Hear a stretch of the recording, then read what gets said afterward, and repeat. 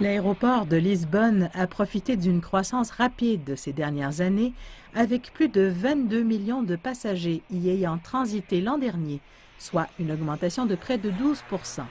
Un pourcentage qui risque bien de croître davantage à la fin du mois, avec le début de vols directs entre Lisbonne et Beijing et un arrêt prochain à Hangzhou. Un tout nouveau service aérien qui sera exploité par la compagnie Beijing Capital Airlines. Nous introduisons au peuple chinois le Portugal, qui est un très beau pays. Nous souhaitons que Lisbonne devienne la plaque tournante des connexions vers l'Afrique du Sud, le nord de l'Afrique et aussi l'Amérique du Sud. Nous voulons qu'il devienne un pont aérien. Les vols profiteront d'un plein partage de codes avec TAP Portugal. Cette annonce immédiate prolonge l'étendue des deux transporteurs.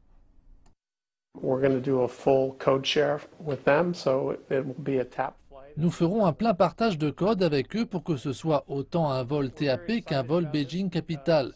Nous sommes très excités alors que cette annonce ne fait pas que nous donner accès au marché le plus florissant du monde, qui est la Chine, mais également parce que ce vol pourra se connecter avec d'autres vols en direction de l'Europe, l'Afrique et aussi le Brésil, qui est la plus importante destination que nous desservons après l'Europe. Il est espéré que cette nouvelle liaison directe stimulera l'industrie touristique portugaise qui a déjà pu profiter d'une hausse du nombre de visiteurs chinois ces dernières années. L'on s'attend aussi à ce qu'elle améliore les échanges dans d'autres domaines.